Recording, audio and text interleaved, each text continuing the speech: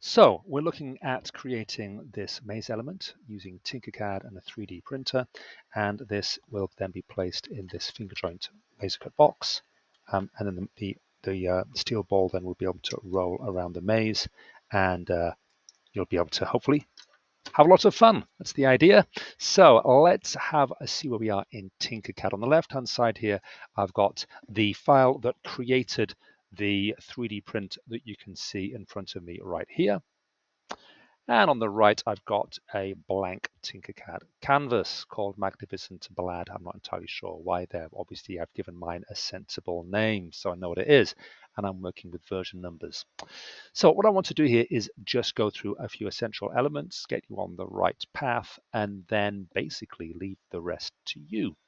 And the key points I want to get across with this design are, first of all, I am working with the flat orthographic view, not the 3D perspective view.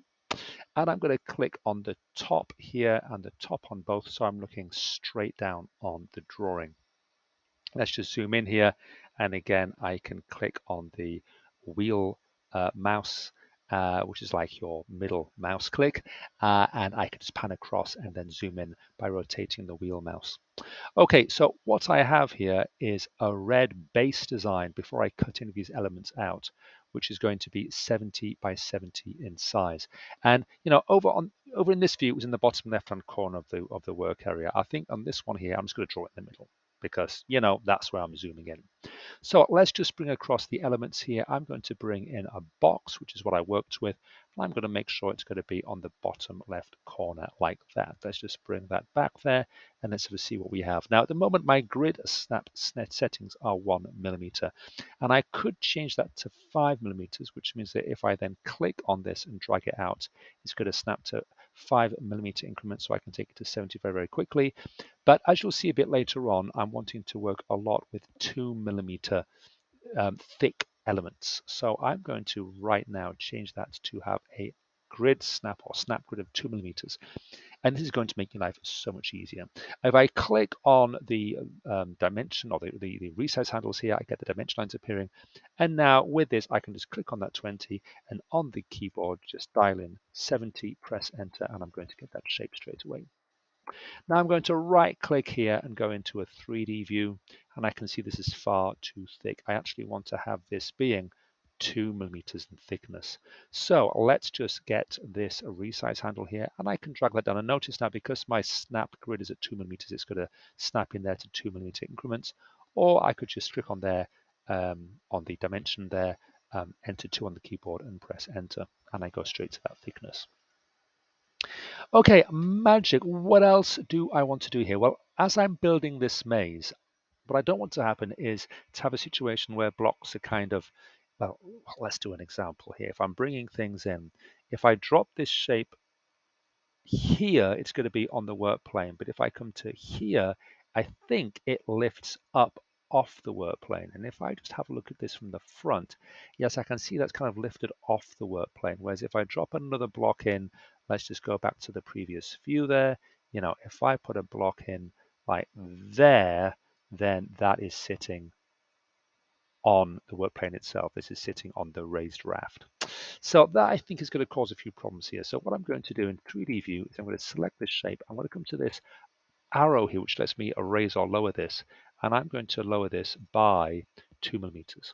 Now, annoyingly, I've got this box thing appearing here, which is getting in the way. But if I click on that and drag that down, yeah, hopefully I can just see there that says -2 behind the text there.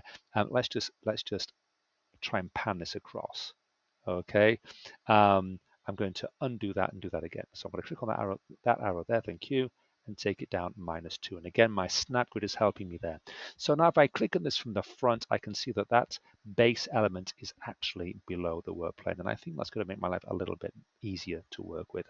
Okay, I'm going to create these elements around the outside. So for that, I'm going to bring in a block. Come on, block. Thank you very much. There you go. Let's just now zoom in on this and just pan across so I can see this more easily. I didn't want to be panning, but it looks like I am suddenly. Let's just make sure that this is going to be, let me see, I want that width there to be 2. I'm going to have the length of this to be 10, and I'm going to have the height of this to be 10. Okay, that seems fine. Also, let's come to the color here. Let's make it a color that is not going to sort of get in the way and cause any confusion. Okay, and the last thing I'm going to do here is I'll look at this from the front, and I think, again, that box there is annoying me. I think I want to take this down so that it's 10 millimeters down, and the top edge of that is just touching the work plane, so it's not actually sticking above. Okay, so let's now have a look at the top-down view. And I really enjoy with TinkerCAD working with these kind of clear 2D views. I would strongly suggest you don't try and do this in a 3D view, but click onto a 2D view with this flat view, not perspective mode. And I think it's going to be much easier. Okay, now then, we've got this ball over here. I think actually I'm going to bring the ball in as well. Let's bring the ball in here. And let's specify this to be 9 by 9 by 9. Magic. Enter. Okay, let's go back to that view again. And what I'm wanting to happen here is that this ball basically is going to be, able to roll around with amongst these different corridors here. So if this ball is 9 by 9, then I want to make sure that the corridors here are 10 millimeters in width. So if I just grab this shape here, and let's bring it across to here, and I've got my 2 millimeter snap grid. If I zoom in here, hopefully I can see here that I've got 1 centimeter or 10 millimeters square there, and that means that this ball is going to nicely roll in that space. Okay, now as I showed in my first video, I need to really put that onto 0.5 millimeter snap grid there, and then I can really prove, yes, that that is going to fit nicely in that space with a 0.5 millimeter gap all the way around the outside. Anyway, there you go, back to 2 millimeters. Now I'm going to select this now. I'm going to copy it. I'm going to paste it, drag it over here. And I don't want to leave it here, again, against this primary kind of edge of the grid here, because if I grab my ball and bring it in there, I can clearly see that that ball is not going to fit in that gap. So that's because I've got 10 millimeters plus 2 for this thickness. Then I need to have another 10. So I need to take this one 2 millimeters across and then have it. And then this one here, I'm going to copy and paste again. And that one's going to be, this is the third one. So it's going to be plus 2, plus 2, plus 4 in total. Bring that one across to there. And this is going to be plus, whoops, come on. Thank you. Plus 2, plus 4, plus 6. Now, if at any point I want to check these are working, I can just bring my ball across there. And as long as the ball fits in there, I'm working with a 2 millimeter grid spacing, but I'm feeling confident everything is okay. And that's going to be coming all the way over to here. And again, the ball is going to fit in that space. And now I want to have these objects up here on the vertical y-axis. So what I'm going to do here is just put a bounding box around those. Now, how we see with this selection box, it clearly selects things, even if it's just partly under the selection rectangle. So I've got to make sure I just select those. Yes, that is better. Now, can I group these together? Yes, I can. Can I copy and paste that? Yes, I can. Can I now drag this over to the side? Looking good. I want to bring this over here. Whoops, I did not want to do that. I don't want to resize it. Okay, you're playing a silly game here. Let's take it to there. And can I now rotate this? Yes, I can. And because I'm in this top-down view, it's snapping to increments rather nicely there of, what is that? Let's have a see. Of half of 45, which is 22.5 degrees. Nice, okay? So that was looking good. And then now, can I bring this in? And with the grid, will it still go back onto the correct place? Let's just double check this here. And yes, I can see again here that, look, that ball is going to fit in that space there.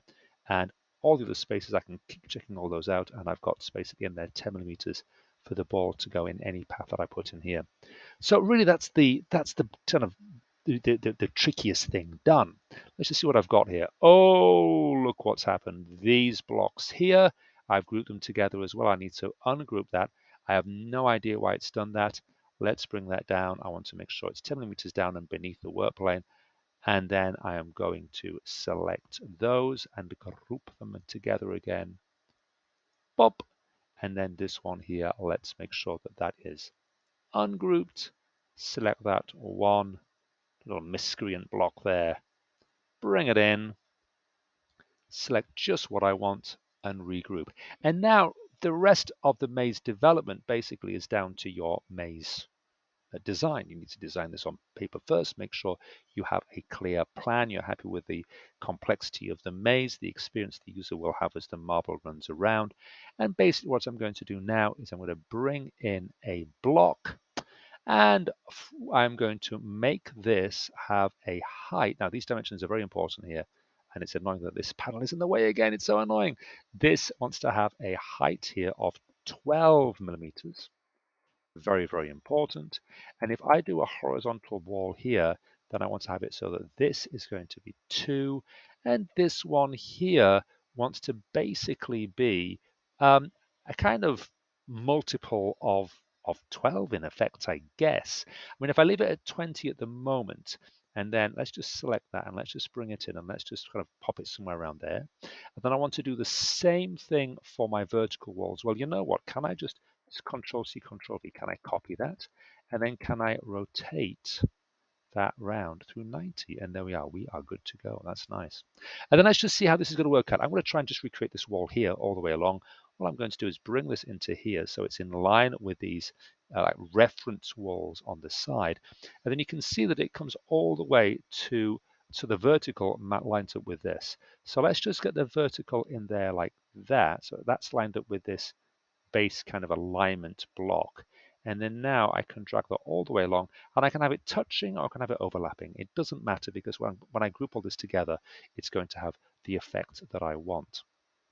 And then the height of this wants to really be something in line with these blocks here. So if I just take this, copy this one, let's just bring this one up to an alignment there.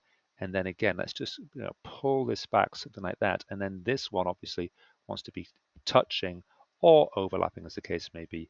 It doesn't matter which one, that block there. Okay, but everything is lining up with one of the relevant reference blocks on the outside.